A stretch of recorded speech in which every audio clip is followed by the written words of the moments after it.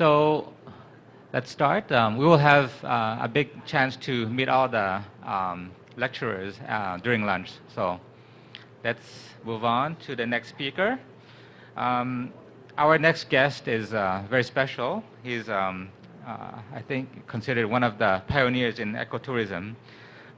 He's from Malaysia. This is Albert Teo, and he's currently the managing director for Borneo Eco Tours.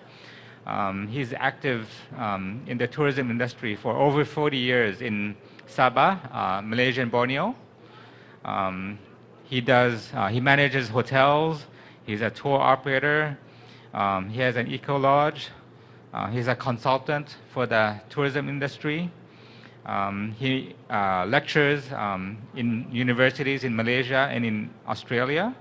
He's the vice chair for the AEN, and he's won numerous international recognition and awards. So welcome to the podium, Mr. Albert Teo.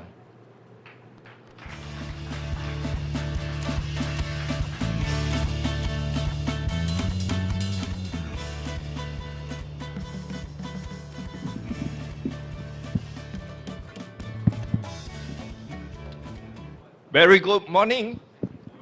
I hope you can hear me. This is the first presentation on site after COVID, after 2 years. So it's good to see people around. I am going to show you a condensed version of a presentation that I just updated.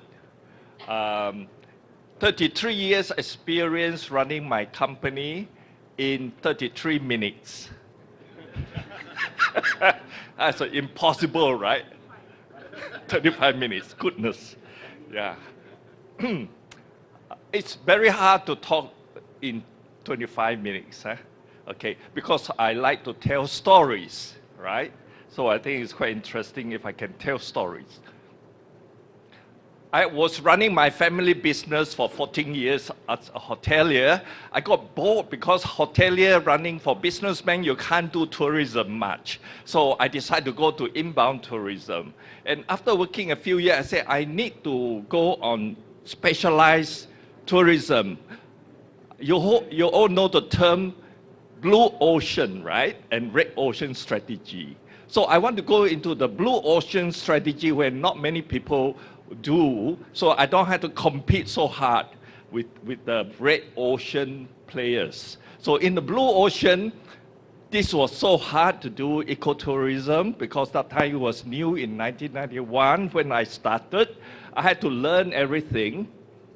I studied economics, not tourism. That's make it worse. So finally, I specialized, I attended many conferences. So my experience is unique to me. You don't have to agree to everything I say because my approach is very different. And I notice now I can look back and I connect the dots backward like Steve Jobs. And I find that many things I know now, I did not know then. So I made many mistakes, all right? So you want to come to learn mistake, you come today. I don't want to go too much detail on the things that we covered yesterday. So what is important is that I use the 5 key principles of ecotourism. I operate in a small area in North Borneo because I find that if I want to be very good, I need to focus. So I only focus on a small area so I can be the best, yeah? Yeah, because traveling is very tiring. Okay. After doing ecotourism, I still like this triple bottom line, the 3P, because it puts in a very simple way the 3P that I did. First, I focus on business. So in the early days, my focus was just doing business and making a profit. And that was very hard in ecotourism pioneering days, okay? So the first few years, I lost money. So if you like to have a hard start, this is the way to do, but the reward is at the end, right? Because you are doing something other people don't do, so you can be good. Yeah.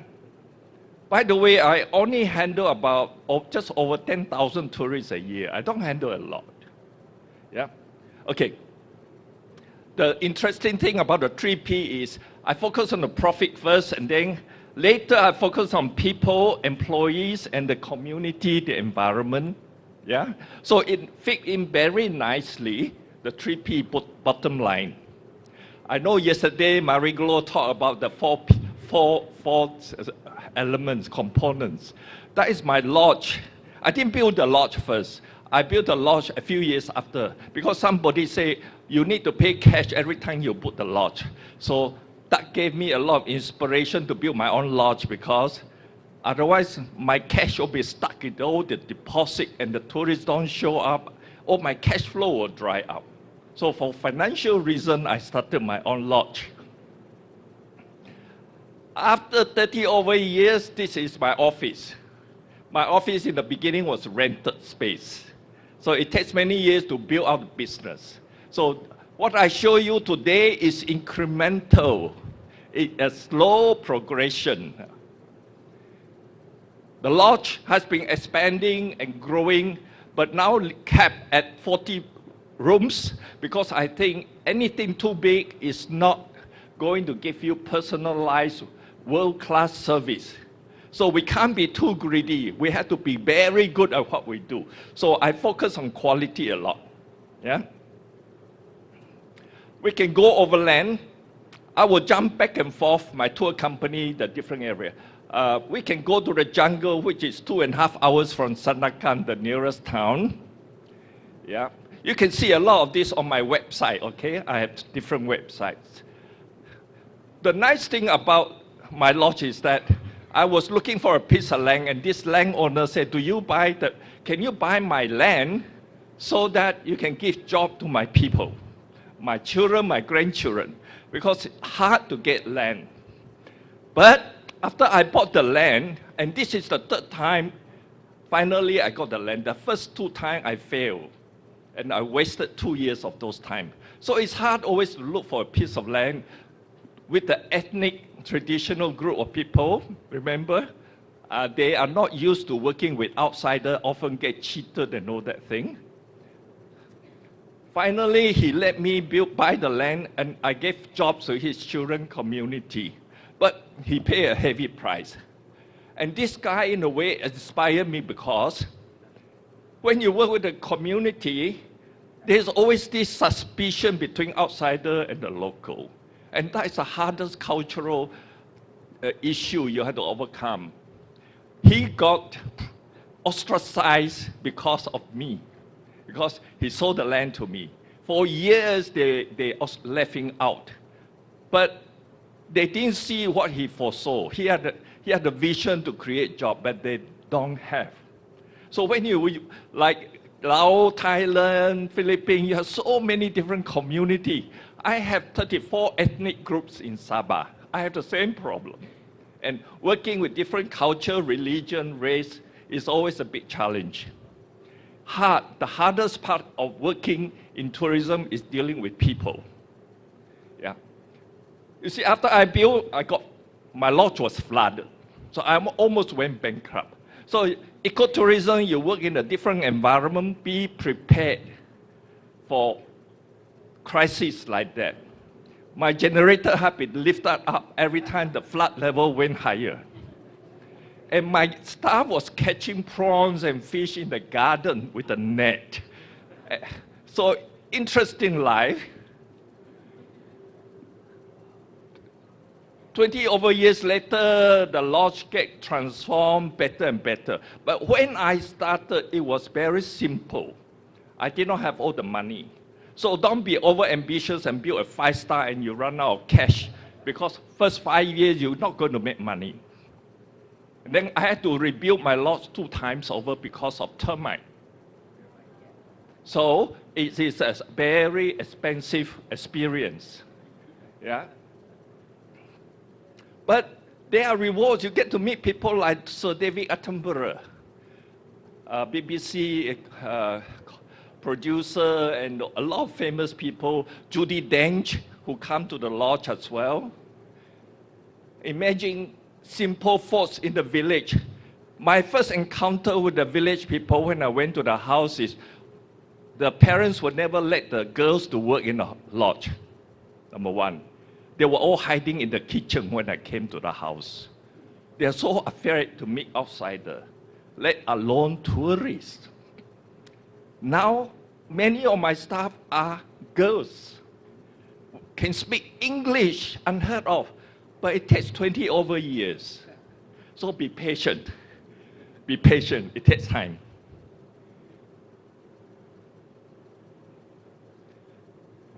That was last year when we had the gathering. After the COVID lockdown, the business grow, we had to employ so many. But most of them are new. So we had to retrain them all over again. Because those who left the industry they will stay back. They will not come back to tourism, not everybody. Yeah? Yeah.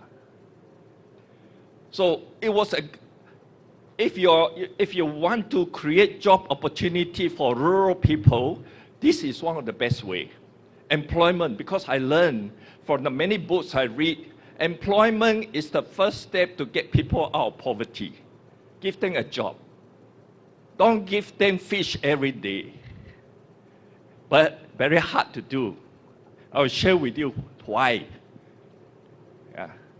So we go into all these things like recycling, no plastics, no single-use plastic, and a lot of other things to make it more, environmentally friendly. But it takes many years to change the mindset, not just for us, but also for the staff. So you have to be always pursuing this persistence. It doesn't take one night, 2 nights, 1 year, 2 years. It takes many years. Yeah. And some more, I'm not a fast learner. So every time I learn something, I try to do it. And it takes many years. So be prepared for resistance. Because human, we all hate change. Yeah, very hard.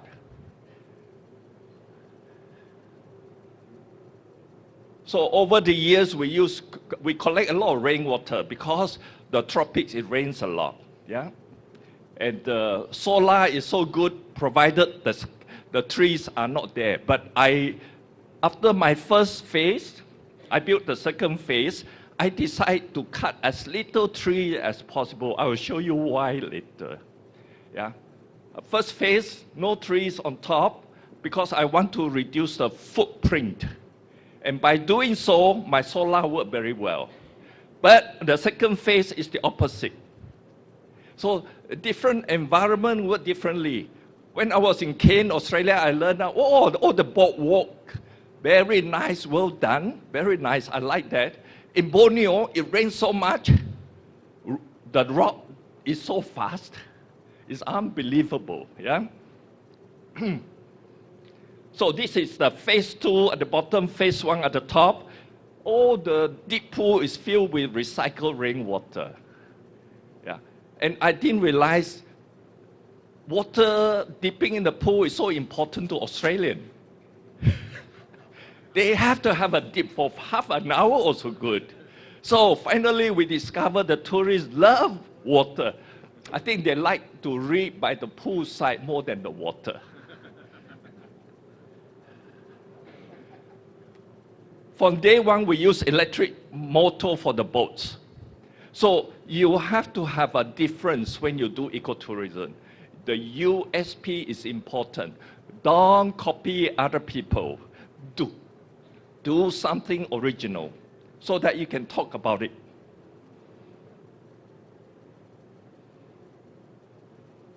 We were part of National Geographic for a few years until they discontinued that. So as my photography improved, I also improved my slides. On this boardwalk, we named after David Attenborough. I have rooms named after people because I find that what inspired me is the people. People like them inspire me, so I put names to the room because they remind me how they inspired me. And all my guests prefer to stay in Attenborough room. because they want to be inspired by them, right? Now, on this boardwalk, I learned one lesson I want to share with you. Why I am in the monkey business today. When I built this boardwalk, this is the second boardwalk I built. The first one is very different. Second one, I decided to cut down very few trees. My boardwalk has trees I did not want to cut. So my boardwalk has a lot of trees because I learned that monkeys, orangutan, primates, they don't come and walk on the ground like humans. They cross from one area to the feeding ground, the fruit trees, on the tree canopy. So they need the trees. Yeah? Otherwise, they cannot cross. So after I built this a few years ago, the orangutan come back. One mother has 2 babies there. So I have resident orangutan. So all my tourists come here very happy. They will stand here on the boardwalk and take photograph and see orangutan. So this is something I learned along the way. So it is important why trees are so important to keep, even 1, 2, 3 trees. So without the trees, without the orangutan, I have very little business. So if you take care of orangutan, you take care of your business. So all your wildlife, you have to keep the trees, the habitat, the biodiversity. So I try to connect all my 3 Ps. And it's so important to understand the ecology. We cannot just run a lodge and think that we are running a lodge. We have to think of the environment, the people. So interpretation is very important. So I write book. I get co-authors to write book. And one of the first book I co-author was Saving Paradise. The environment is our paradise. The orangutan is the reason for going there, the wildlife. And we often miss that. So if you look backward and say why I am successful, it's because when I start connecting the dots, that's the reason why I became successful. Yeah? Because nobody take care. They just cut the trees to make it convenient for the guests to walk on the boardwalk. Yeah? So that's why ecotourism is about sustainability in practice, not in theory. 5 minutes, thank you. This is one of my first failure. Clearing of weeds by offering free room to my guests. So I have 5 guests, 5 groups from all over the world. Don't be afraid to fail if you don't know whether it works or not. Just try, because from trying, you know whether it works or not. I point that way. This is almost a failure until this Australian volunteer student came back after the site visit. She worked with us. She used the elephant dung, she used the grass as manure. And my staff say, we are taking care of the lodge, not planting trees. Hard to change mindset. So half the time we had to change mindset. And the tree today is that big. Yeah? But we almost failed, if not for my persistence. So ecotourism is about persistence. Then we had this problem, elephant encroachment on the palm oil, people start poisoning elephant. So that became my battle, so to say. I want to do something about this. So we start a honeybee project, which they did very successfully in Kenya, but I failed because the bee refused to obey my command. The queen bee kept flying away. But we need people like that who can be persistent, who know the knowledge and have skill. I don't have the skill. I'm just a businessman. But this one worked with artificial hornbill nests. Hornbill is a very good indicator whether your forest is healthy or not. Yeah? So this one, There is an NGO doing that. So we learn from them, get their staff to do all this upselling and to install the thing. So we install a few and it works, okay?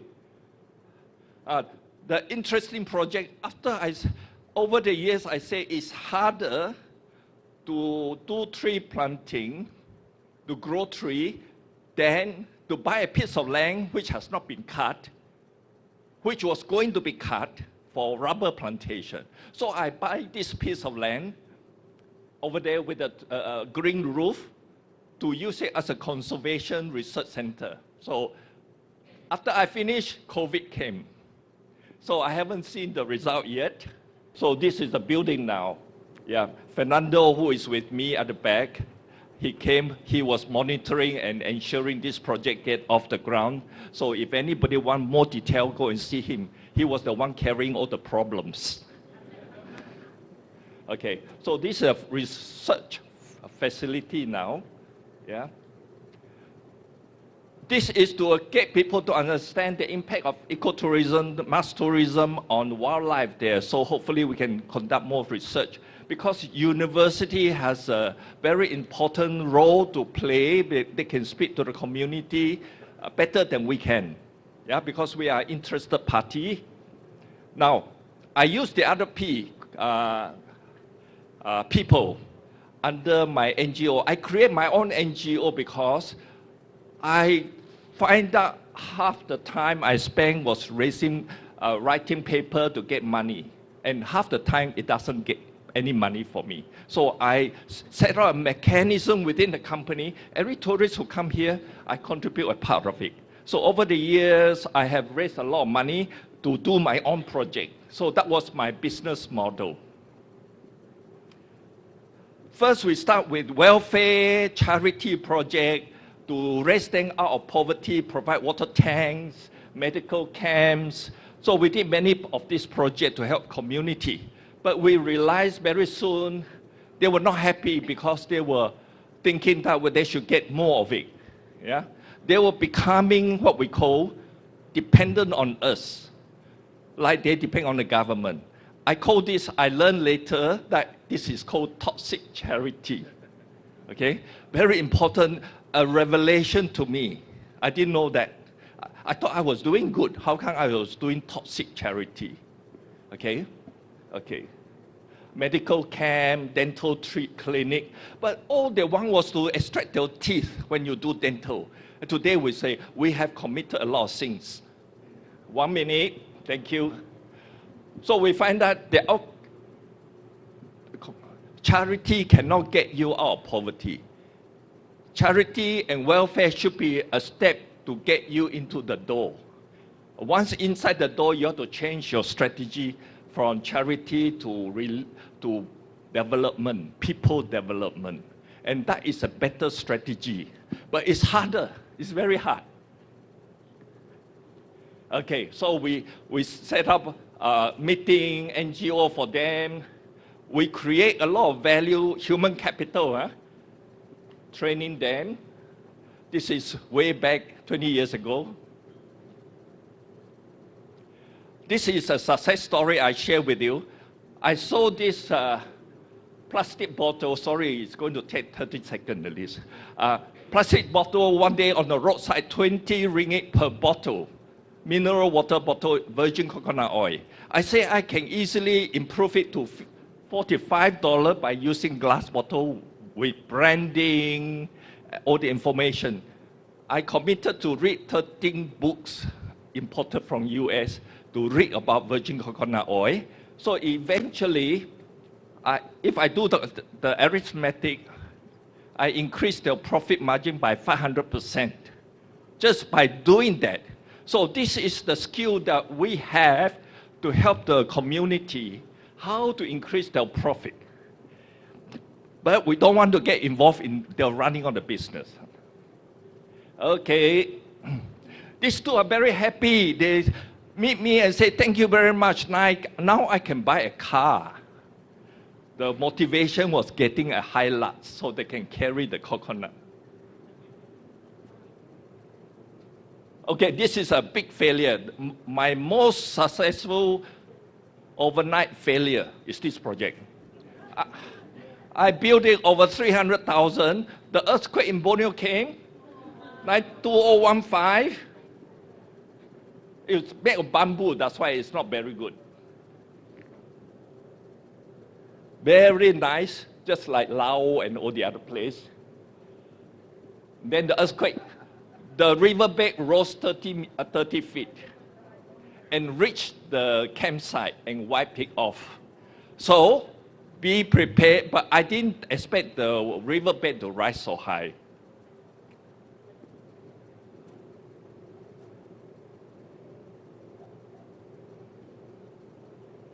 Weapon. Okay. I think this is good to know. If you give once, they will say thank you. If you give twice, they will expect another one. Third time, yeah, they expect. And fourth time, they think they are entitled. The last time, they say they are dependent on you for life. So don't make your children dependent on you, right? Okay. That book has really changed my mind. I use the book as a guiding principle, how to empower community now. Battery is weak. No, okay.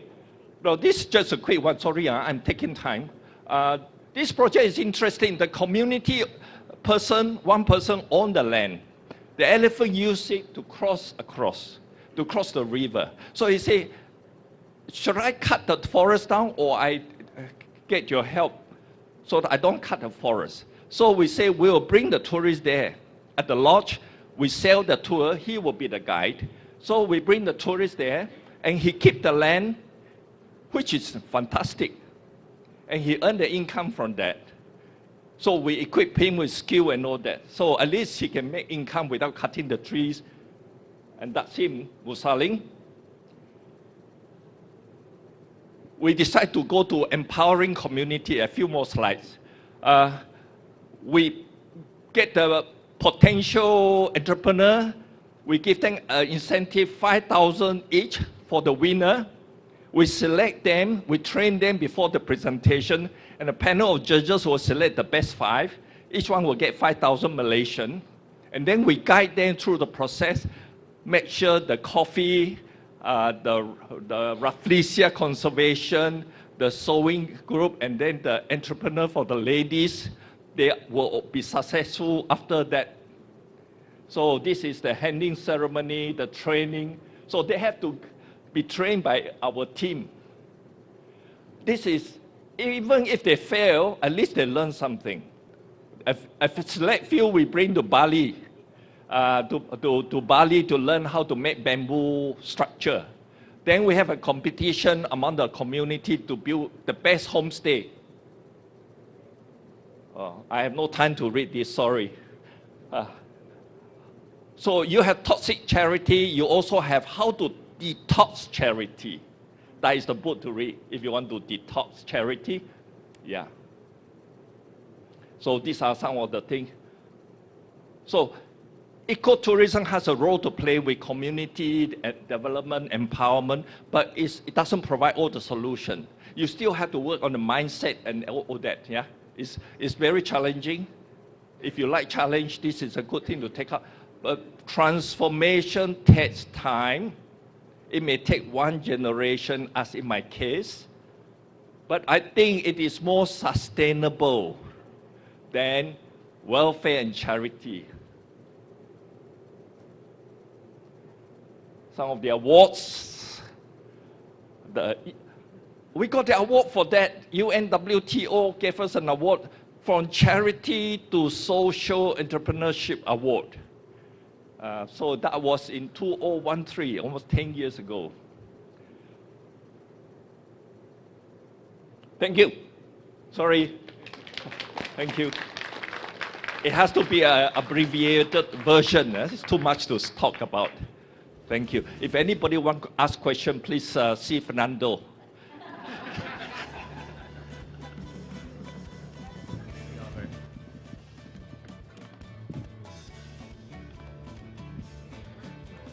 Wow, wasn't that inspiring? So 40 years of experience in 25 minutes. So I think everyone learned a lot from Albert Theo's presentation. So we got a very good example of a best practice from Albert's Sukau Rainforest Lodge, and it's been running since 1995, right? So we can see that there are many things to be done in order to be able to be successful. You're not going to be, achieving anything in the short run, but over the long run, you have to win and learn about nature. You have to work with the society, and especially the 3 Ps that Albert mentioned. You have to work with people, you have to work with profit, you have to manage the planet, so social, economic, and environmental factors. So thank you again, Albert. So our next guest is a local, and I think she is, very, very active in the local tourism arena. She is the president and CEO of the Society for Sustainable Tourism and Development Incorporated. She is a sustainable tourism pioneer advocate. She specializes in green destination development. She manages awards and certification programs. She manages CSR at the grassroots level.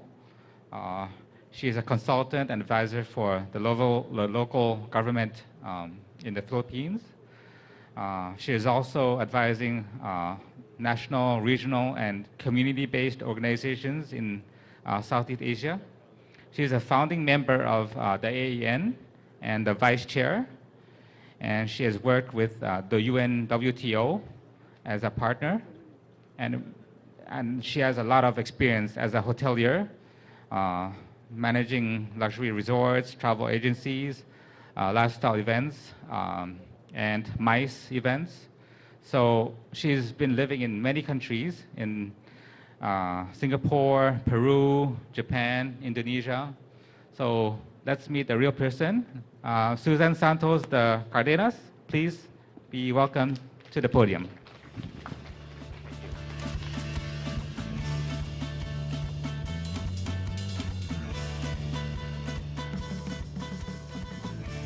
Good morning, everyone. Magandang umaga. Maayong aga. Buenos dias. Ohayo gozaimasu. Salamat pagi to our Indonesian friends. Annyeonghaseyo. I don't know if that's correct for Korea. And Inti, Sabadi, Sawadika. Okay, enough. Otherwise, I'll take up all the time. Anyway, now, we have heard first the ethics this morning. We have heard of the good practices for ecotourism, of handling tours, also with all the principles, and we have heard also the business side of it. Well, the last 2 speakers, in fact, have shown us the triple bottom line model. And this is what we are here for, actually. But how do we ensure that our ecotourism business is sustainable all the way through? And this is what I'll be talking about.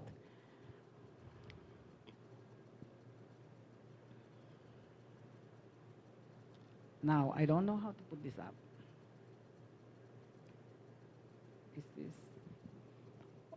Why sustainable ecotourism?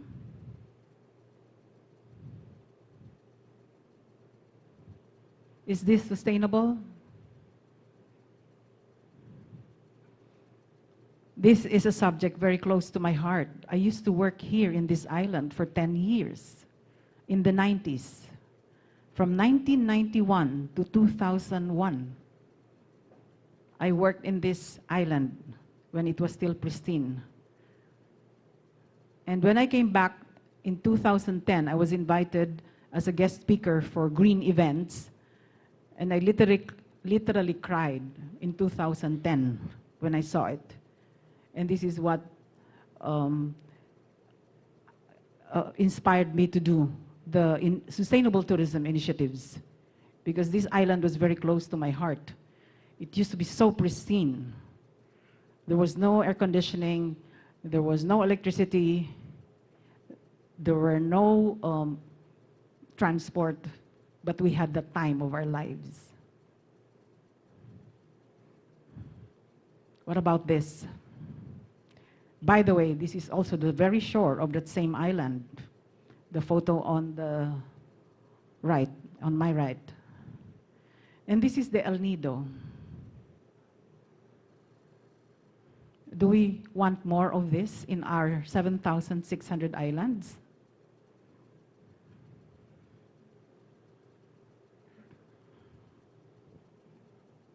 It's not moving. Sorry, glitch. And this, we are confronted by this, not just 6 months, but practically all year round now. In February, I wanted to cross Puerto Galera because they asked me to advise them on, they want to be sustainable. We cannot cross from the mainland to the island because there was gale winds. Can you believe there are gale winds now in the Philippines? And then when I went to Iloilo last March, also, we cannot cross from Carles to Sicogon Island because also of gale winds. It's the first time I heard of it in my whole life, gale winds. And it was supposed to be the most beautiful season of the year, January, February, cooler months, and there's gale winds. What will happen to the islands if we cannot cross to it? So, this is what we have to do now. You know, the 3 years of our lives was just terrible, the past 3 years. We practically want to erase it. But it also gave time to us to reflect. It was the best time for nature also to recover and regenerate. So, also for us to rethink. And us in the AEN, we're very busy, in fact, busy meeting, still continuing the learning and education, although virtual, the Zoom.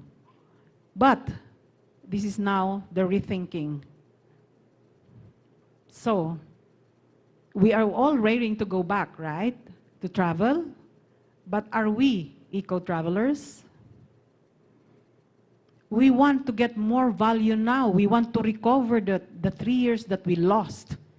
But we have to be also practical. We cannot attract long-haul passengers anymore. It's just a dream, except, of course, for the low-hanging fruit. The balikbayans, of course. We still have 10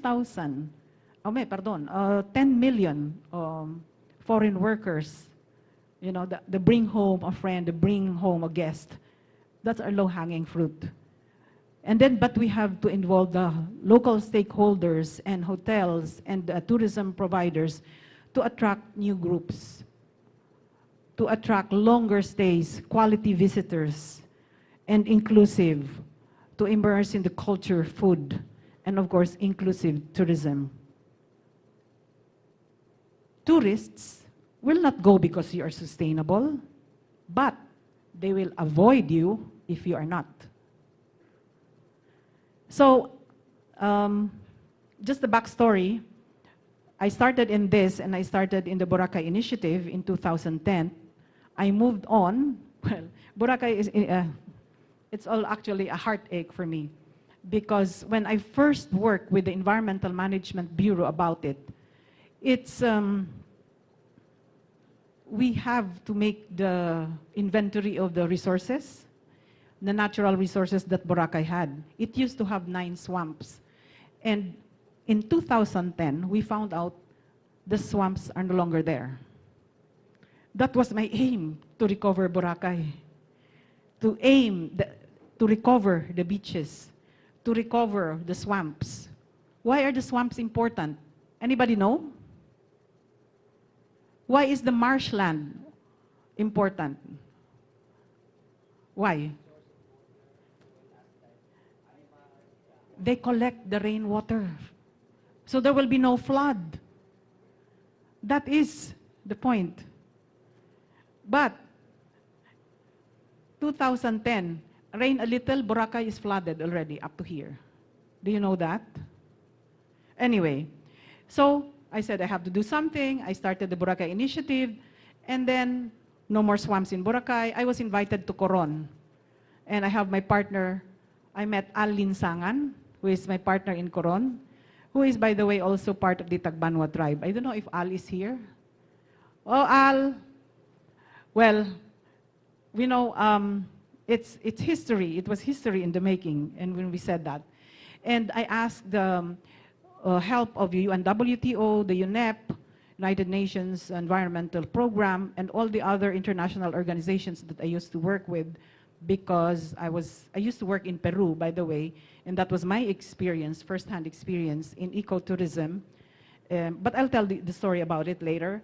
And then this is what, fast forward, I worked with Rainforest Alliance, Sustainable Travel International, and GSTC, which I met in Ecuador at the time with the Thais. GSTC is Global Sustainable Tourism Council. We became partner representatives in 2016. And then before that, we organized, I was still in Japan. We were posted in Japan at the time as my husband, Peruvian husband, was ambassador. We were posted, and I met Masaru. That's where I met Masaru. And I had been talking about my experience with Coron, and then, of course, in Peru, about the ecotourism development, supposedly. And that's where I joined as a founding member of the AEN. And then, in 2015, I was approached by Green Destinations, which is now why I am the Southeast Asia representative and partner. And this is a certifying body. So that's the backstory. You can find everything about it in their website. But it's aligned with the GSTC standards. This is why I liked to join it at the time. GSTC, I was a member also, and I am still upholding the standards. We are still upholding the standards. In fact, I am still going to attend the GSTC conference in Antalya this May, and we are aligned with these standards. GSTC is actually, no, Green Destinations is an accredited certifying body by GSTC. And Albert showed the SDGs before. All the Green Destinations main theme have the SDG goals. So this is very good for local governments, for destinations. You are meeting the supposedly sustainable development goals. The 6 themes, simplified. So as I said, the backstory, I started with the Boracay Initiative, and in Coron, Palawan, 2011, where Al practically did all the legwork for me because I was based in Japan at that time. And we had supposedly the showcase. We are the very first program of UNEP to train and build capacity for sustainable tourism. And then along the way, I was also in Japan, and the sister of the governor of Negros Occidental saw me and invited me to Negros, and I started the Negros Initiative. It's an agri-tourism because they have a lot of organic farms. So we started agri-tourism way back in 2010. And while I was preparing all my presentations in the ISST at the time, because I was doing lectures for ecotourism courses for the trainers, Tita Mina Gabor saw me, and he said, "What are you doing?" I said, I'm doing the agri-tourism presentation workshop for Negros. And he said, "Oh, I want to do that also." And I connected her with the governor, and the rest is history for her because she started the farm tourism courses in ISST. Very, very good.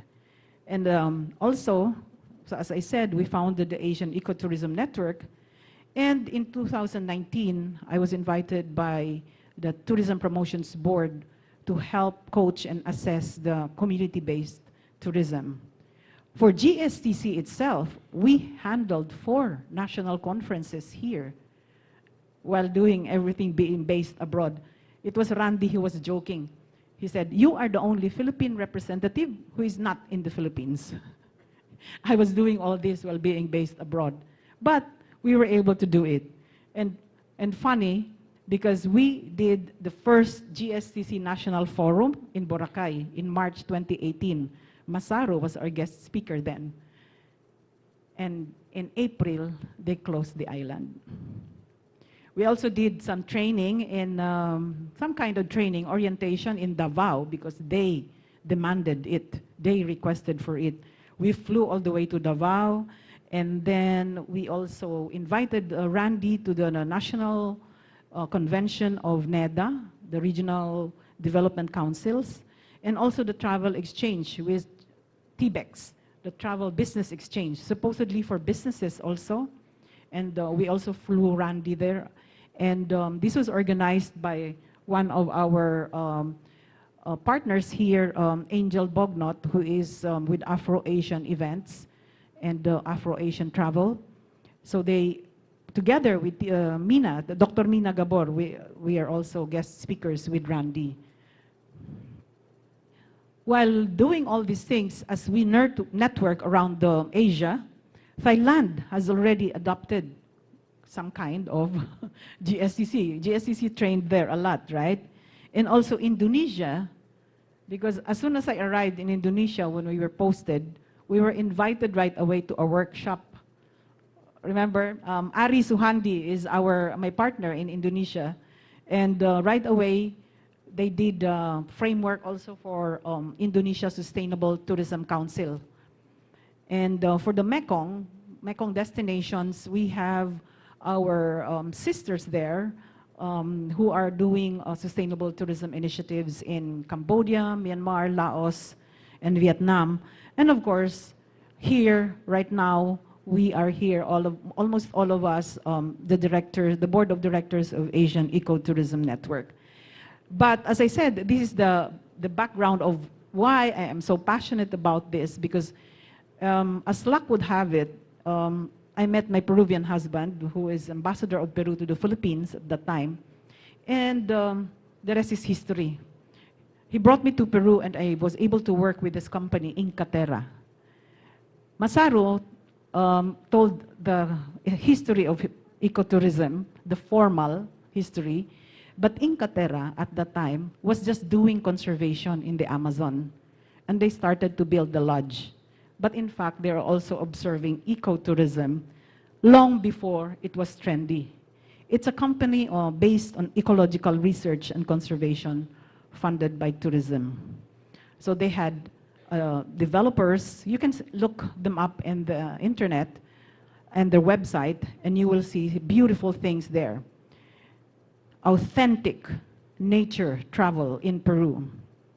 So I was their marketing and product development, and I was very, very proud of this because it also, I learned hands-on how to operate ecotourism, such that they have a lot of tools in initiatives in biodiversity and conservation. And this is the basis of starting your business in ecotourism.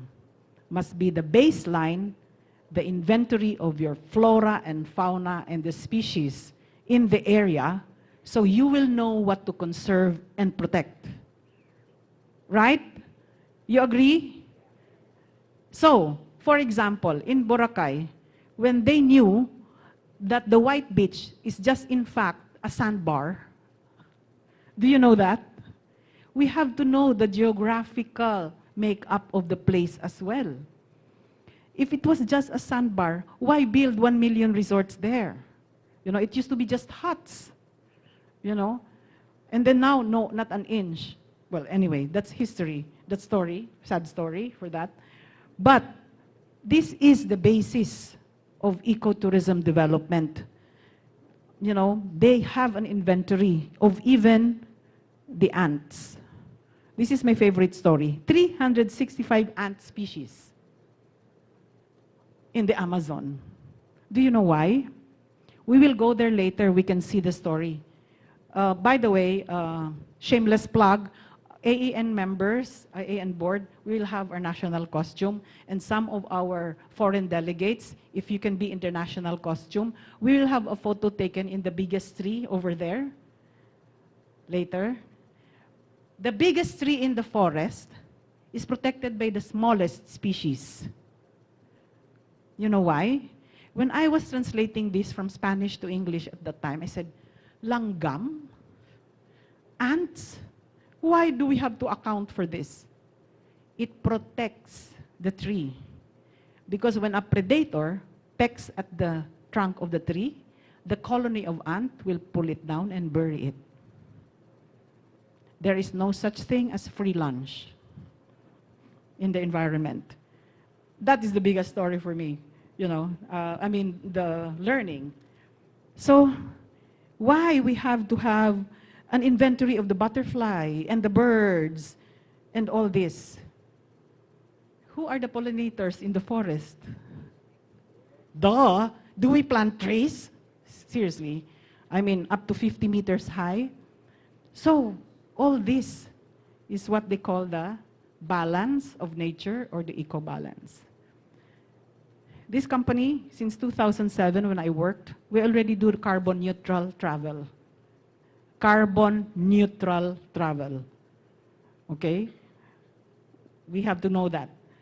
And because of the 16,000 hectares of forest in the Andes and the Amazon that they conserve, then all their guests travel carbon neutral. And in 2021, it was acknowledged by the UNWTO as the first climate positive hotel brand. Imagine that. You know what's climate positive? Later. It's very important. We have to know that. We have to be climate resilient here in the Philippines. That's what it's all about. So Albert showed the story of his 33 years of the Borneo. This one is over, 50 years now, because in 73. Today is 2023, so it's now 50 years. It's multi-awarded, etc., eco-luxury, blah, blah, blah. Because they're the pioneers. This is my favorite story, in Machu Picchu. Have you heard of Machu Picchu? Okay, they have a property there, beautiful property. And this is the inspiring story for me for Boracay, because they bought a 12-hectare property at the foot of Machu Picchu, and it was planted with coca plant. You know what's coca? Okay, coca plant is the ancient medicinal plant of the Incas. Okay? Peru is the biggest producer of that coca plant. They ship it to the border with Colombia. Colombia process it. That's Narcos Season 1, Episode 1. That's another story. But the owner cut all the coca plant, and with the help of all the scientists helping conservation in the Amazon, they plant the indigenous trees in the cloud forest at the foot of the Amazon. They waited 5 years for all the trees to grow. The trees grow, and the fauna also came back. All the birds, such that they have an inventory of over 200 species of birds and 14 hummingbirds. And in the hotel, I don't know if I have a picture of the hotel. Yeah. In the hotel, you cannot see it because it's all covered with trees. In the cafeteria, in the coffee shop, we put bird feeders, you know. And in this hotel, they say Hollywood superstars have been there.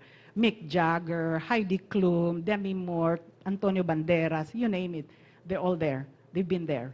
But the real superstars are the hummingbirds when you eat breakfast.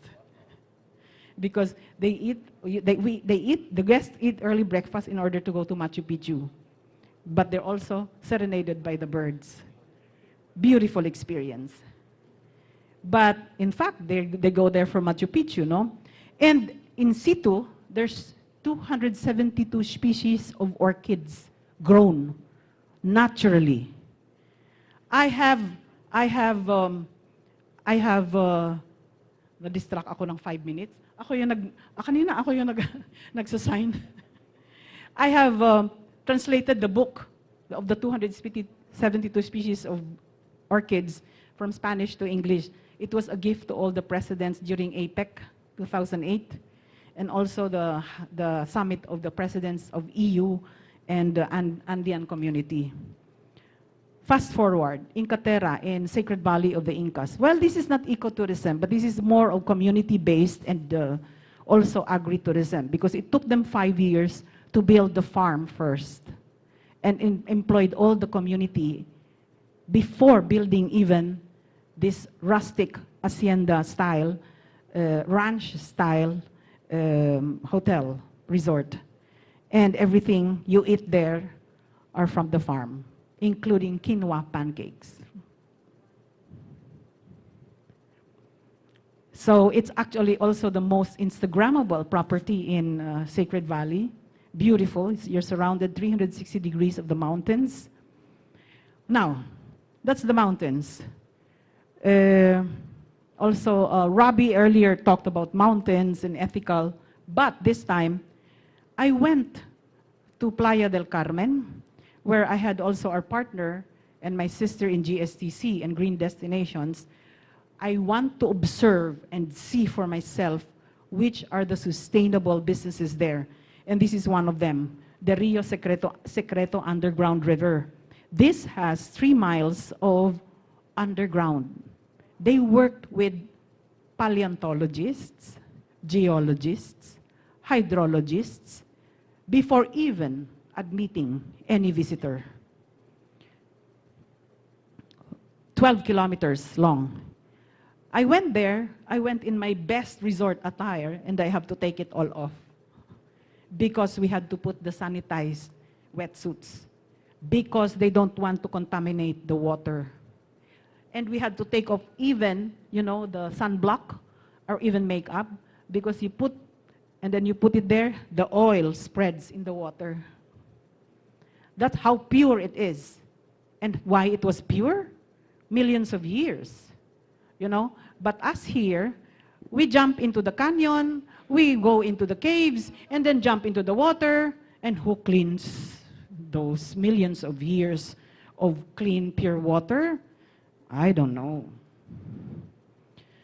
So that's Rio Secreto with all its good practices as well.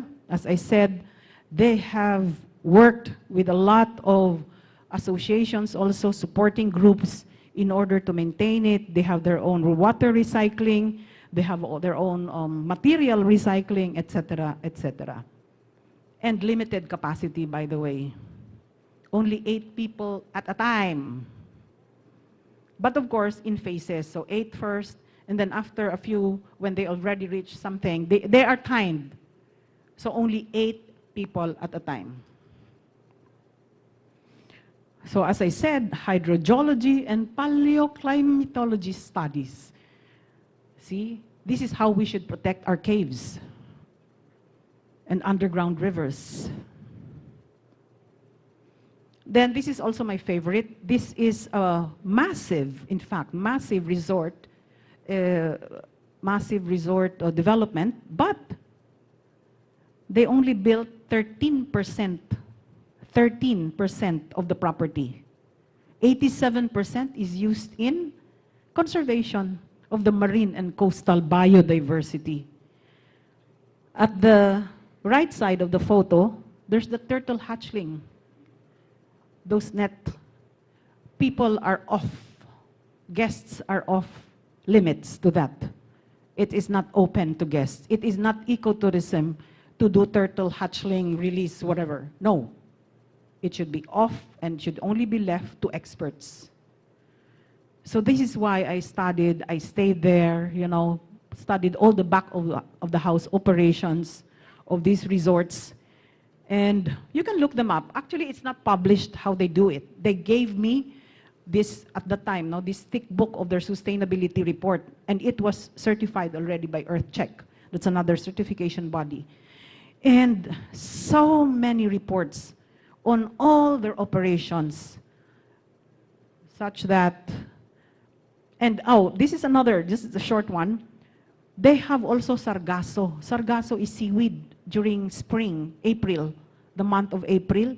Sargasso is the seaweed, and they collect it to dry it, and there's that mound, the white sand. The seaweed becomes white sand. That's the story of Boracay in the 90s when I was there. See, the guy, he's the environmental and sustainability manager at the time. He's showing me the dried up seaweed. It becomes white sand because it's pure, it's not contaminated. And also there's a picture of me in that turtle hatchling site. They release it at its own course, at its own natural course. They let the turtles be. But of course, it's supervised by only the environmental experts. And with all this, they have 10 million savings in their operations. Oh, by the way, I would like to also cite, of course, DASTA, who is here. They have trained with us for designated areas for sustainable tourism and undergoing training. They underwent training already for GSTC, right? And also they have their own community-based. Indonesia, I was in Jakarta, our last post, and we did the ISTA. And I nominated 4 of their winners to green destinations. These are the 6 themes, very simple, simplified. And we have the top 100. Top 100 is the entry point towards certification. So we nominate, in 2015, I nominated Boho River, Aloginsan, which won for the next 3 years. And also Lake Tibuli, Lake Holon, and one other. And it's an annual competition of good practices. It is not paying your way to be certified or winner, but because there's a technical team that guides and supports you. It's very minimal, but the idea is to inspire other destinations to be green. So last year, I visited my home province, Negros Occidental, and I invited the mayors of Sagay and Bago to join. They qualified right away. And they won in Berlin. From the top 100 that was unveiled in Athens, Greece, Sagay won number 2 in nature and scenery, and Bago in, I think, in climate for the mangrove conservation. Japan, it took, I think, 4 years for you to convince them to join. But right away, last year, they had 15 winners. Thailand, we had 3. Taiwan, we had 3. And then there's the Good Travel Program for businesses. So I have to jump back because I only have 1 minute to finish my presentation. You can see all the standards and the winners in our Good Travel Guide. But why is it important? So for tourism providers, if this is working with the sustainability certification helps you to get a fixed structure in the planning process to make the destination more sustainable step by step. It is not overnight, as Albert said. It may probably take a generation, but we are here to guide you. We are here to support you. For businesses, the destination becomes a role model for all stakeholders. So the pride in the destination, can you imagine how proud the businesses in Bago and Sagay are when they won, when they have that prestige? So it's a growing business, sustainable business, and less over tourism. For the guests and travelers, of course, it's very, very positive image. And for marketing with certification, it has an improvement of positive reputation, which gives the destination a marketing advantage. A marketing advantage, all right? For the LGUs, Who else can train? It's us here, you know. We have here our group, the AEN, who are also GSTC and Green Destinations oriented. All of us here can help you in your respective destinations, no? Which leads to positive experiences of your visitors and help improve the living conditions of your constituents. Correct? This is your legacy to your constituents. Who are tourism officers here? Are there any tourism officers? Ah, okay. This is your legacy to your future generations. Pride in the destination with sustainable businesses and better protection, of course, of the environment. A better, higher level of quality of life for everyone who works and lives in this sustainable destination. That is why the certification.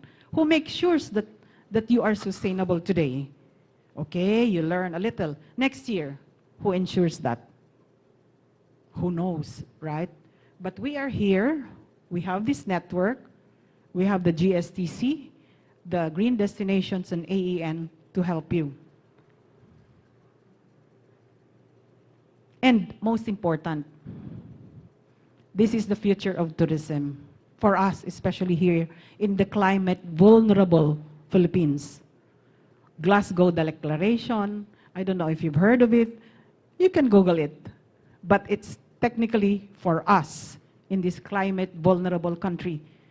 We are dealing with this every day. We have to change our mindsets. If we want to see change, we start with ourselves. So make the difference. You can contact any of us here, the Indonesia, Thailand, Hong Kong, Laos, everybody. We're here. We're here to support you. Thank you very much. And for any questions later on, we'll have a panel, all the panelists here. So please prepare your questions to each of the guest speakers later because we will have 2 more guest speakers after lunch. So let's have a quick lunch, network with everybody. This is your last chance to network with everybody, exchange cards, and enjoy your lunch. And see you at, pardon. Perdóname. Oh my God. Ay! Boo-boo, sorry. We still have 2 more. It's only 11:30. We have 2 more. Please bear with me, sorry. Thank you.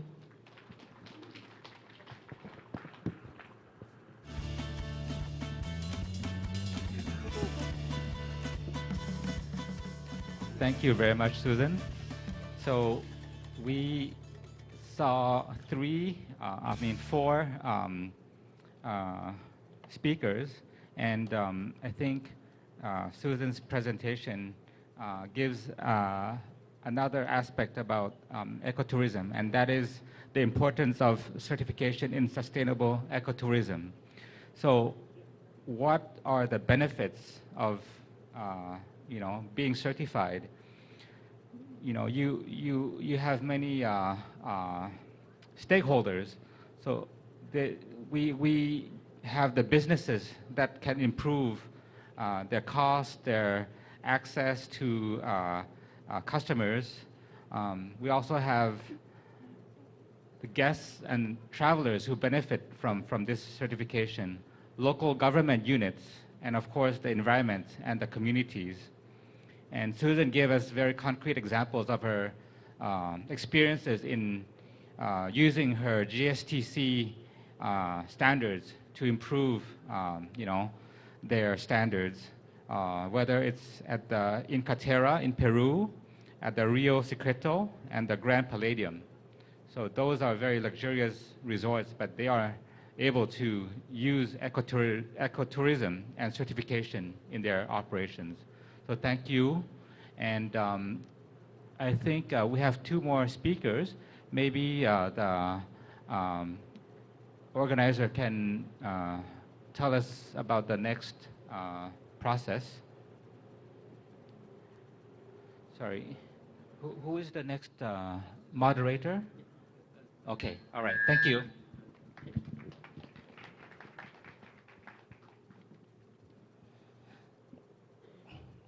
We're a bit over time because, as you know, in my 13 years at the Asian Productivity Organization, this was the main business of APO. We organize training workshops on improving productivity in the various sector, and it's very rare that I get to have speakers who will stick on time. It's just that they're too kind and excited to share their knowledge and all the information that they have for the benefit of the participants. So I hope you don't mind if we have some overtime sometimes. Anyway, lunch will be there later. So let's proceed to the next session. It will be chaired by a former dean and professor of a China Hospitality and Tourism School. So for several years, he was involved in hospitality consulting and teaching, and he retired in 2018. He was the vice chair of AEN from 2019 to 2021, and currently a board member representing Hong Kong and China. He is the founder and consultant of the G&D Tourism, Hospitality, and Educational Consulting in Hong Kong. He received his first Teaching Excellence Award from the university in 2002 and Service Excellence Award in 2017. He serves as an advisor to Hong Kong Fung Yuan Butterfly Reserve and the China Educational Civilization Research. He is a Green Destination Auditor Advisor. He was a GSTC trainer between 2016 and 2019, and he has published several articles on hospitality, education, and sustainable tourism, among others. So, may I give the floor now to Dr. Alan Wong.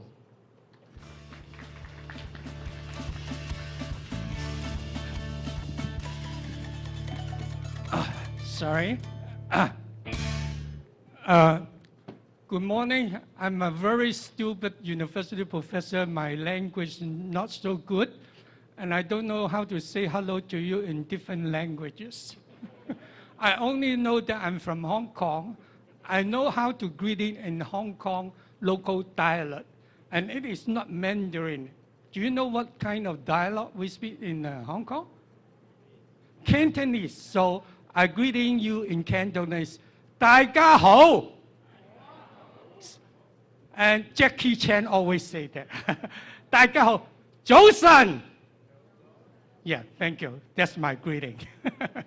I know that everybody is very hungry, okay? But bear with us. AEN, the whole team served you. 3 years ago, we came to this site visit, and I was told by our vice chair, Ari, say, I need to promote a little bit our tomorrow's forum. We have more than 20 delegates from different countries all the way come here. And we spend all our effort here. If you don't come tomorrow, then you think you're okay to your heart? Huh? I know the Filipinos are very generous people. You will come tomorrow, definitely, all right? Yeah? Thank you. Now, actually, I decided to give you some incentive.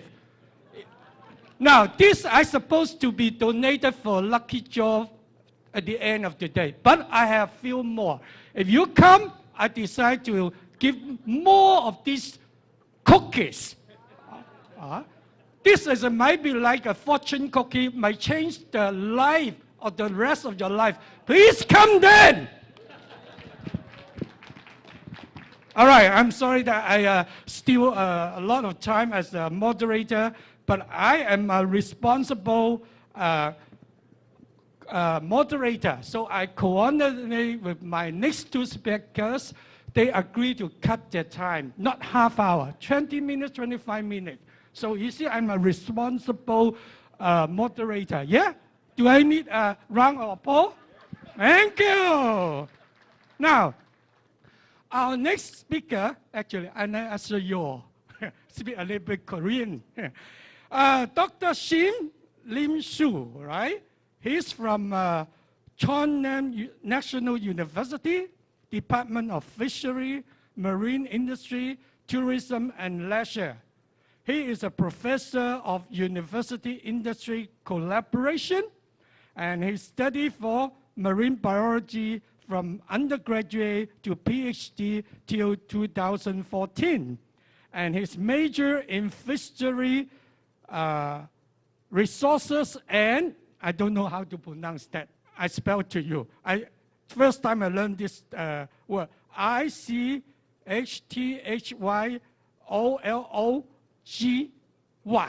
How to pronounce this what? Ecology. No. So anybody know this? Oh, let him. So he's an expert. Really? Okay. And his latest research now is in ecotourism and fishery culinary tourism. Let's welcome Dr. Shin. Okay? Thank you. Your show time.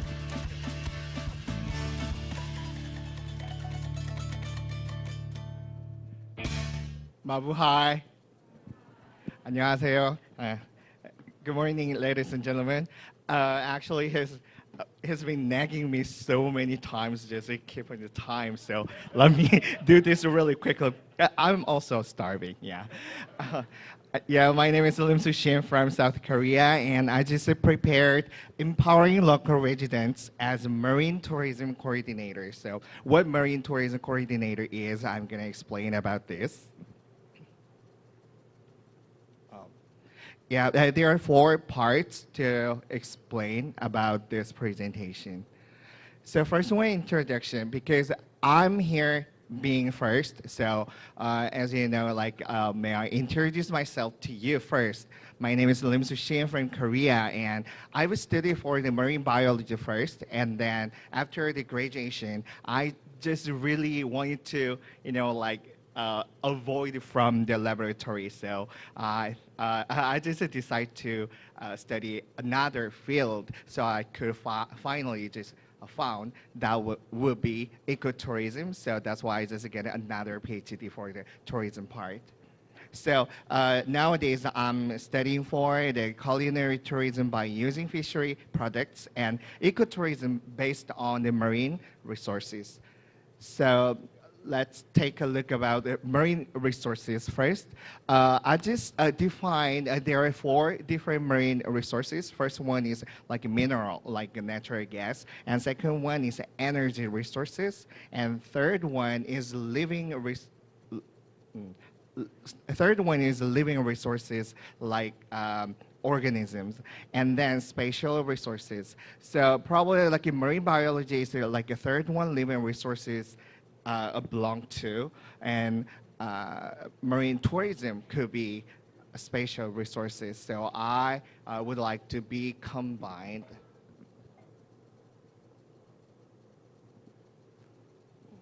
Yeah, and marine tourism, actually in Korea, we are called marine tourism included like even action in the river and on the lake, everything, just the water stuff on the earth. So we didn't say any other words. So we are just calling marine tourism, including on the freshwater and even brackish water area site.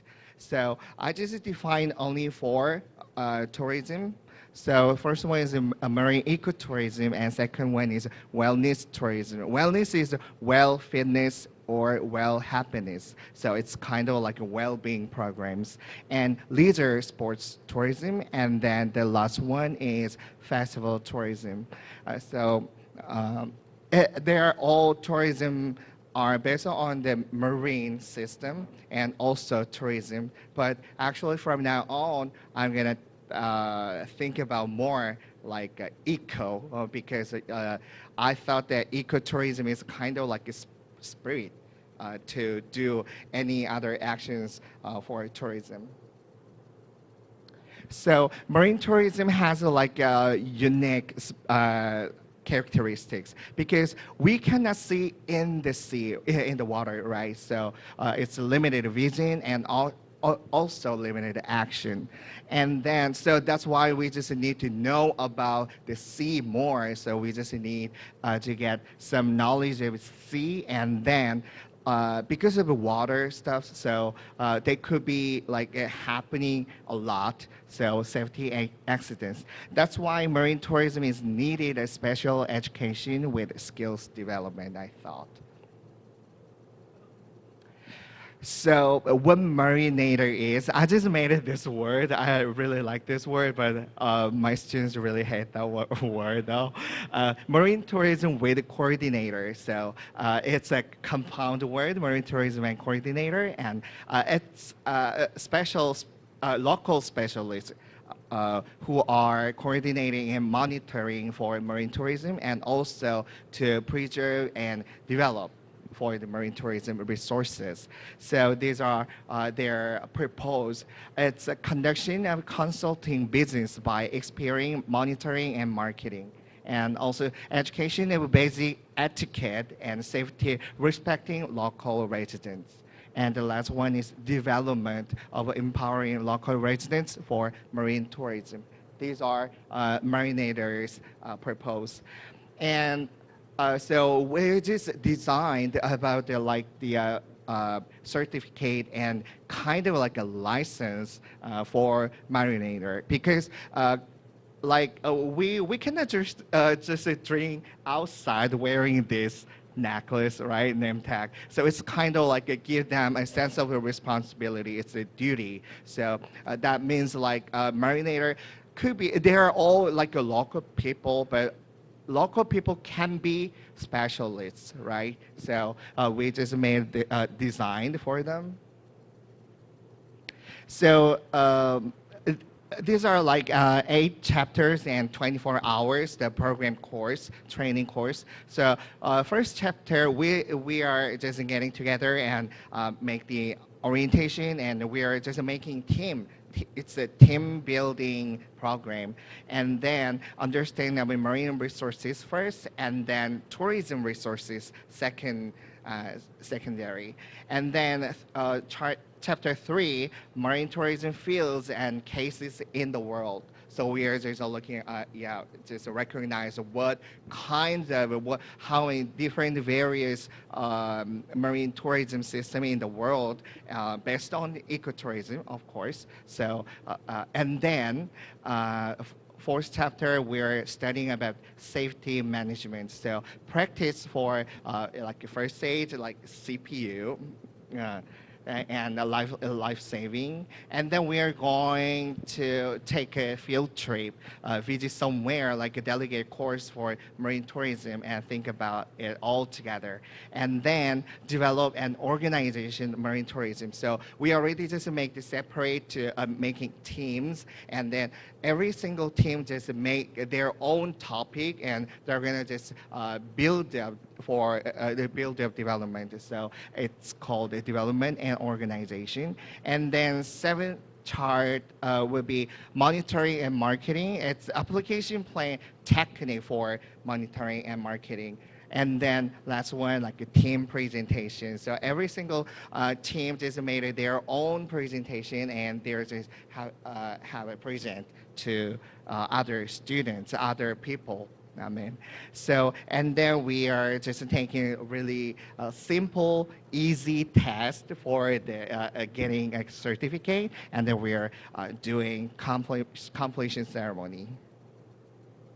So the program could be divided like 3 courses. The first one is lecture, is really boring time actually. Yeah, now I'm just teaching down there. Can you see them? They are just local residents. They're only look at books, and no one just looks at me.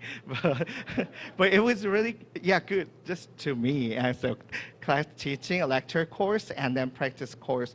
Because marine tourism is based on the water stuff, so as you know, so we really conscious about, think about the safety first. So we are just learning how to use like a first aid and safety through the safety education. And the last one, I really like the third one is facilitated education for brainstorming. So every single team has a different topic, and probably we all just have problems that we never thought even. So everyone has thoughts and ideas, so we can just share all ideas and build up the program. So that's a discussion course. And then we are taking a trip. This island is Sado, where I like the most. I'm gonna explain that next. So, and then take a trip, and they just search themselves. Like we just chose the this place for as a delegate delegate place. So because these islands can be acted everything, every single, even like leisure sports up there. So, and then that was the completion ceremony, the last. So last,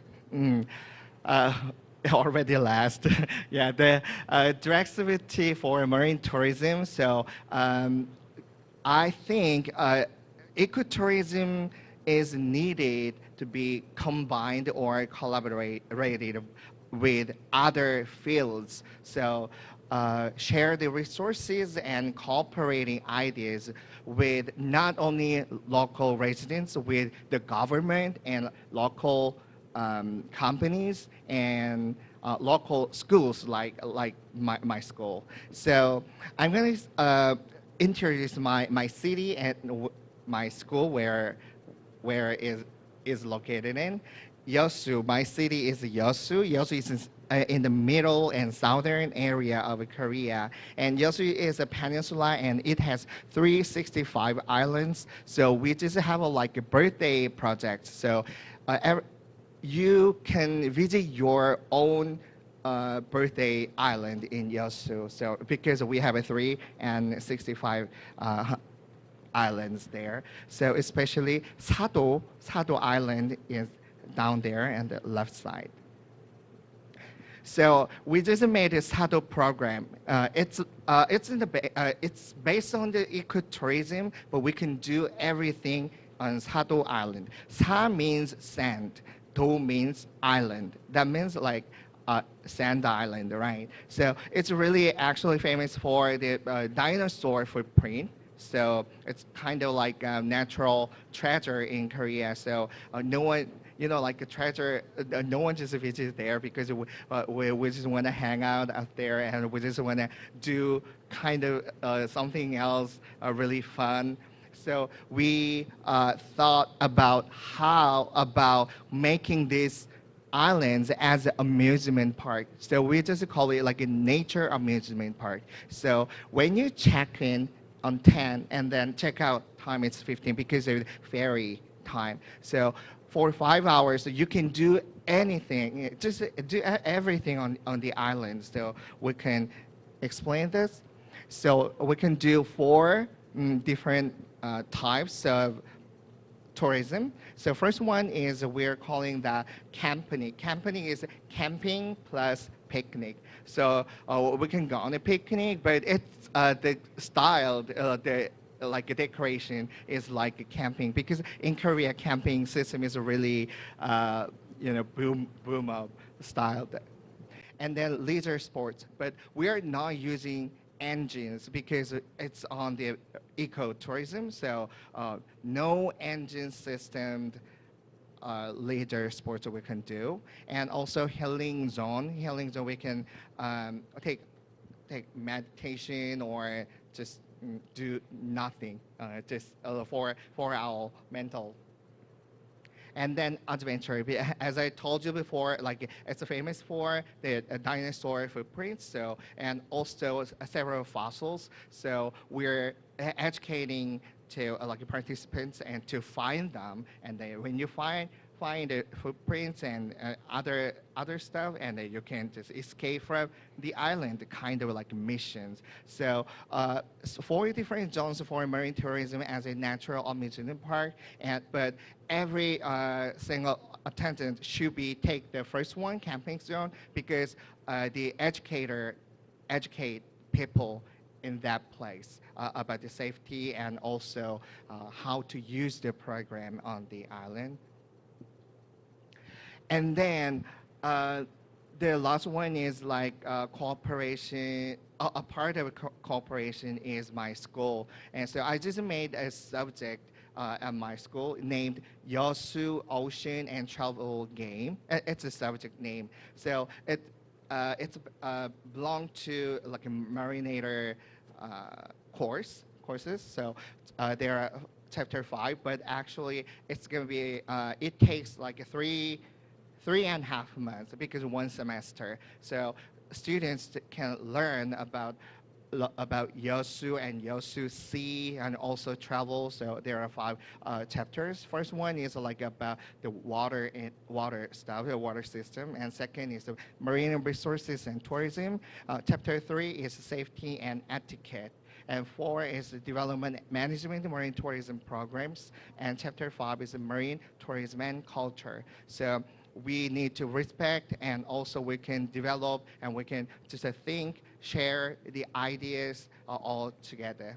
So it started this semester, but I just cut the class because I came here. Yeah. So I'm going to explain this travel mart when I go back to Korea. All right, so this is the last page. In 2026, my city, Yosu, has a really huge expo. It's island. So island connecting the sea with the future. We just expect like more than 30 countries participate. It's going to be held for a month. So I hope see you in my city, Yosu. So my name is Lim Soo, and my city is. Thank you very much. Yeah, this is my presentation. Thank you so much. 감사합니다.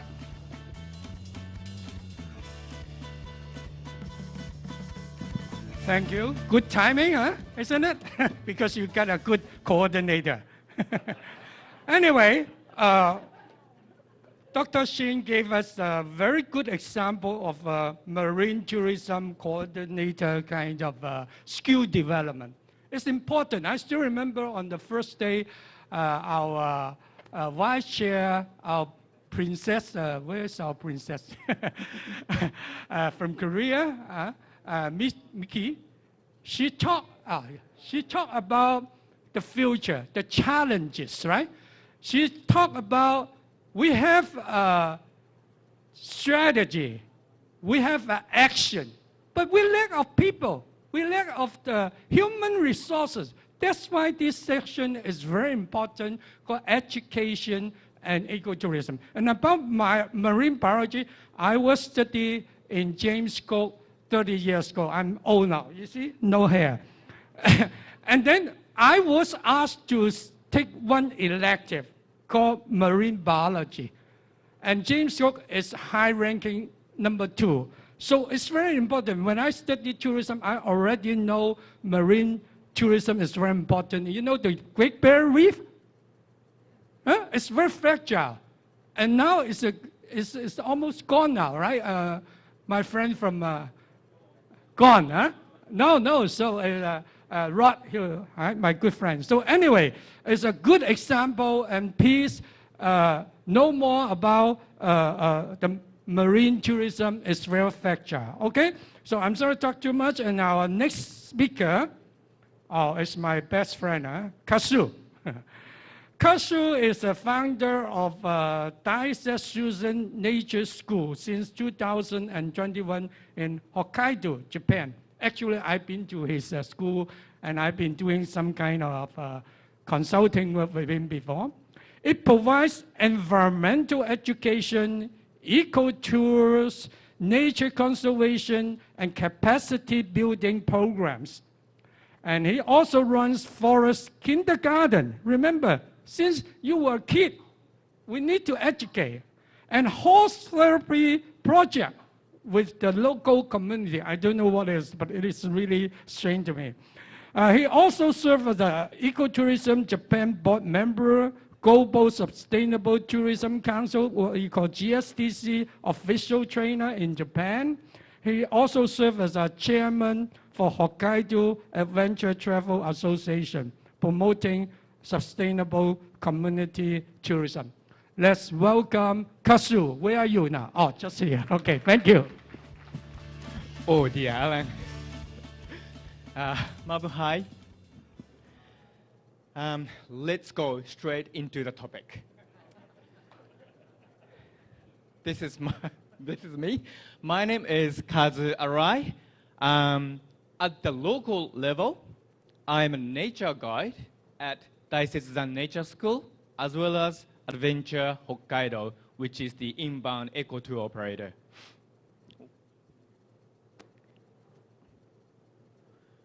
Today, I would like to talk about two topics. One, what I'm doing. Two, one idea of what guide should be doing through my experience. Let me introduce myself, where I'm from. I base at Daisetsuzan National Park in Hokkaido, which is the northernmost island, the purple one. And then the Daisetsuzan National Park is the green part, the largest national park in Japan. It's an alpine national park. The temperature is pretty cold. You get minus negative 20 degrees and then positive 30 in summer. Right now, it's snow. You can still ski. I'm from Higashikawa town. Just one thing on the bottom.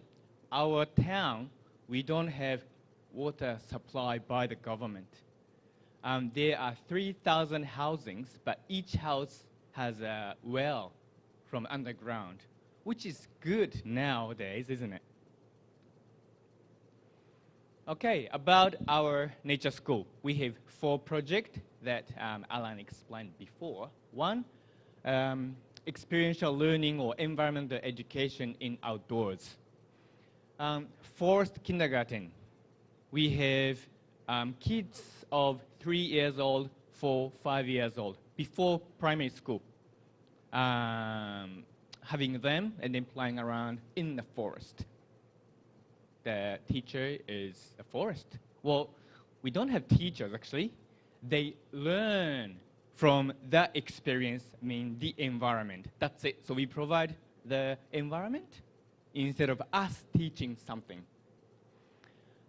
We have weekly programs or summer, winter, long holiday programs for the school children. And also, this is an interesting one. We have a lot of nature experience programs, but at the moment, we are collecting 100 things that Hokkaido kids should experience. We actually have 30 nature schools in Hokkaido, like us. This experience means that the experience that Hokkaido parents want our kids to experience or to have as Hokkaido people. I want them to have their experience as a standard, you know? For example, these. Some birds or sea otters that's really unique to Hokkaido have a sledge down the volcanic crater. Snow fight in summer. You can snow fight in July and August. Diamond dust. Have you heard that? Diamond dust. If you have minus 20 degrees in winter, you see a shining ice crystals reflecting by the sun. That happens because that moisture in the air frozen right in front of you. That's the phenomenon you have.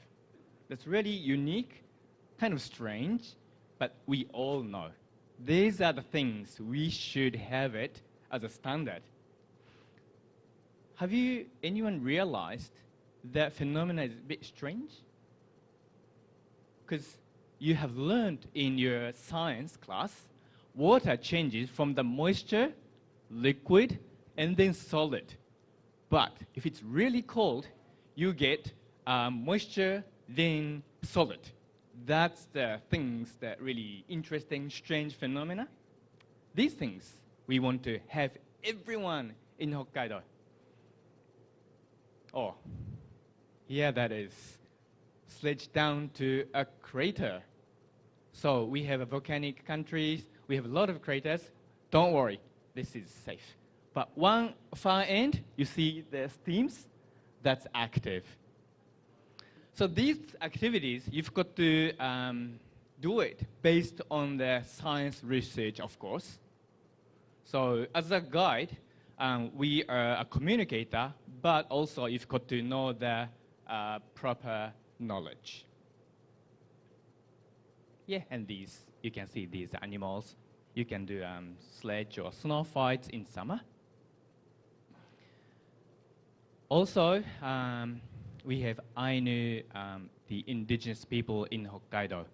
Actually, Hokkaido, the northernmost island, Japanese came in the 200 years ago only. And we still have Ainu people, Ainu languages. There are a lot of knowledge from the nature for us to use in our living life right now as well. So we really need to learn that for our sustainable living.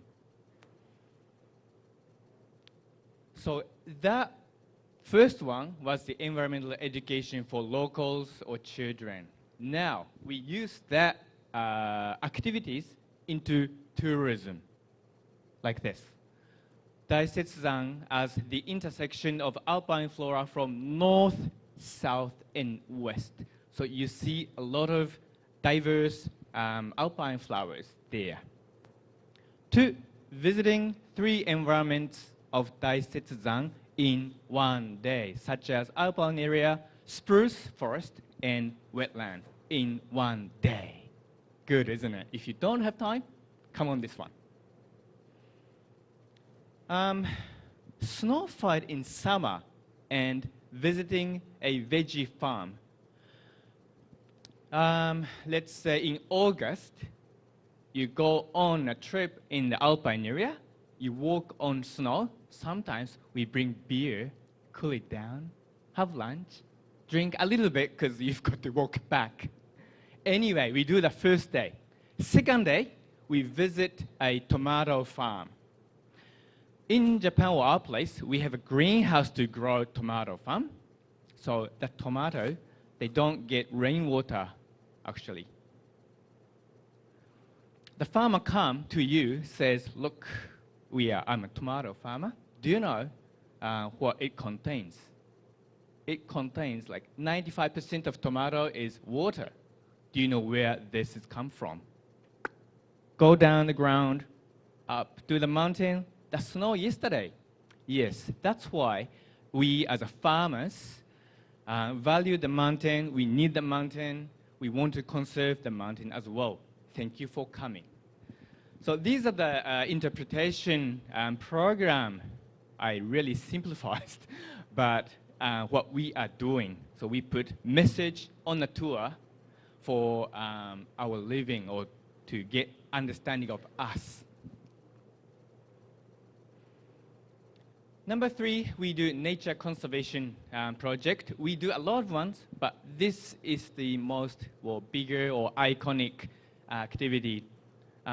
We have a contract with the, not the Ministry of Environment accurately, but association, Conservation Association. The theme is wise use, management by the users. Do you know what it means? We, as a guide, a user of the park, manage the park. Normally, the park manager manages the park, users just walk. And then we, the users always complain, look at this, how bad the truck is. What are the Ministry of Environment doing? We are always complaining.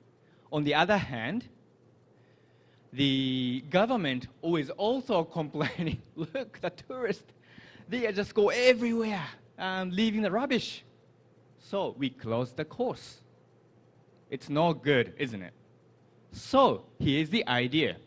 If a guide or user do the manage a park, what would happen? We don't want to pick up rubbish. So we don't throw rubbish away. Or if there is, we just pick up there, isn't it? We have erosion problem like this because it's all muddy, so you don't want to get wet. So you step over the rope, walk on the plant. That's a big problem. But we know what would happen at the end. So as a guide, we tell people to stick on the road. Simple. As a result, we used to have the 4 people walking around managing a park, but now 1 person's enough to patrol. It's good, isn't it? Lecturing is really powerful tool to share what to do, what not to do. It goes like this. Welcome to Daisetsu National Park. And the observatory point 1 is right now, flower is blooming, so nice, please go there. However, please be in mind 3 things. Stick on the road, don't step over the rope. No feeding, no rubbish leaving, please. That's what we do just before they go out after the ropeway, because we have a cable car there. You know, you've just listened to what I said, the 3 things not to do. What if you all go out and then one person going over the rope to take photo? I'm pretty sure that everyone think, wow, that person, we've just listened to the lecture, what's he doing? We call it a social mind. Everyone knows what not to do. Then they, how do you call this? So everyone is checking each other in good ways, isn't it? So I think creating social mind is a key for the area management. So 1, 2, 3 project. For this project, we send young students, or you don't have to be young, sorry. Anyone can go and volunteer OJT, and you get these skills as well. So these are the what we are doing as Daisetsu Nature School NPO. The Eco Tour project, it's mainly doing for domestic people. But then now we have an English tour guide company, Adventure Hokkaido. And here are our unique things, local guides owned by us, Hokkaido people, real Japan as a real Hokkaido. And also, of course, this. Remember, we don't want to be greenwashing. But to do it, that's why we have NPO as another organization to ensure that we are doing right things. Because often if you do business, well, as Albert said, we've got to live first. We've got to earn money. Sometimes we have to ignore some protocols, I feel like. So to stop that, I have Daisetsu Nature School to watch by myself. Anyway, I'm going on to the second part. As a nature guide, I'm always thinking of myself to be have 3 roles. 1 is instructor, 2 interpreter, 3 facilitator. So this is something as a tip that I want to share. I want your opinion later on, or something you can take home. Instructor give instructions, direct what to do, what to bring, or what to care about sustainability. Simple. You do it in safety talk and so on. Interpreter, that's what we often hear as a nature guide to do, isn't it? You explain stories behind. 3, facilitator. This is a little bit difficult. I'll explain you later. But you let people do it. You wait people until they discover it. You don't just teach. Instructor. Welcome to Daisetsudan National Park. I'm Kazu, a guide for you today. We will have 2 hours walking. Please bring water, rain jacket, and put them into your backpack, so make your hands free just in case. That's what. That's instruction. It's got to be simple, isn't it? To interpreter, look at this. Something strange. It's white birch tree. Birch tree, you can actually light fire. You peel it and then light fire like this. So as a guide, you've got to know that, and then you can survive in the forest. However, it contains oil. That's why it burns. So I knew people use them as a roofing as well. You can get sap from the tree too, like maple syrup. Also, you can do weaving. I have that here too. That's my name card case. You can use that. This is interpretation. You explain what it's like. Facilitation is a bit difficult one. Imagine you have a school group of 40 people. Let's make 5 people times 8.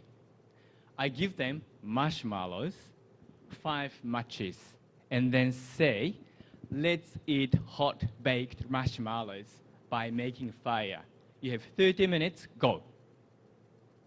Then they look for like fallen leaves and try to fire it, but normally you cannot. And then we wait for them to realize to find the bark. If not, we give them some ideas, hints. Then they will find out, then they can make fire by themselves. So this is different from interpretation, isn't it? It's fascinating, so, because they won't find out so easily. But if you can do it up to here, that's perfect. But normally I fail, only up to interpretation. I recognize that 3 roles because of this. I believe this Chinese saying actually, we forget what we have listened. Oh, sorry for the class, I don't mean it. We remember what we have watched, we understand what we have experienced, we can do what we have discovered. So you see the school student who could eat the baked marshmallow, they can start fire, can't they? And there's one story in terms of conservation. We are on the beach. We see a plastic bag there. And then a person says, look, the plastic bag looks like a jellyfish. Turtle eat it and die. If you look at the person, what would you think? If you know that, you pick up, isn't it? We want people to act. We need to make action. To do it, I believe this process, this saying, that's one of the mission in my guiding.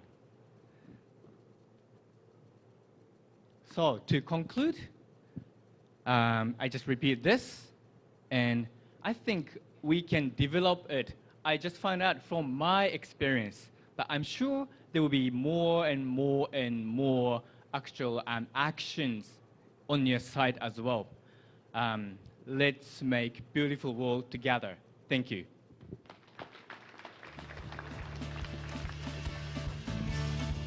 Again, very good timing. Thank Kasu. And we learned from Kasu that as a tour guide, we are very professional. We have a lot of different knowledge, as you can see the example from Kasu about, and his school of doing kind of a capacity building is so important, right? And actually, I was doing some kind of eco tour guide researching and all that. And all the guides or eco guides, they need to be certified, right? And guarantee their quality, right? And I think that is the area we should look to. Not anybody can be an eco tour guide. It's a very professional kind of job, right? So I might give the time back to our MC and see any thing to remind the participant. Okay, thank you.